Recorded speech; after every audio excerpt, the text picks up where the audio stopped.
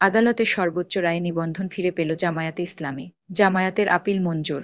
নির্বাচন কমিশনকে নিবন্ধন দেওয়ার নির্দেশ। আদালতের রায় শেষে প্রেস ব্রিফিং করছেন অ্যাডভোকেট শিশির মোহাম্মদ মনির।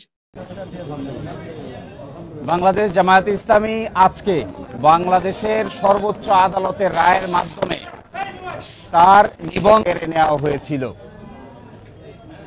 আজকের এই রায়ের মাধ্যমে বহুদলীয় গণতান্ত্রিক এবং অংশগ্রহণমূলক সংসদ প্রাপ্তি নিশ্চিত হল।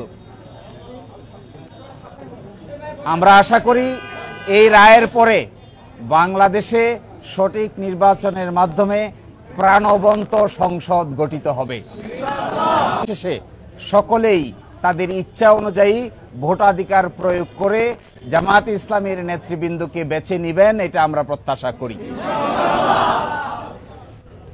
এবং আমরা এটাও প্রত্যাশা করি এবং ইলেকশন কমিশনকে নির্দেশনা দিয়েছেন জামায়াতে ইসলামীর রেজিস্ট্রেশন এবং অন্য যে সকল ইস্যু ইলেকশন কমিশনের সামনে আছে বা আসবে সেগুলো যেন দ্রুতই নিষ্পত্তি করেন।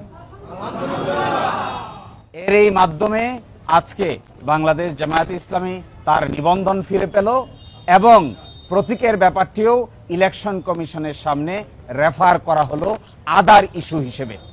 এই জন্য আমরা মামলার শর্ট অর্ডার চেয়েছি। আমরা আশা করি আগামীকালকের মধ্যেই মামলার সংক্ষিপ্ত আদেশ আমরা হাতে পাবো।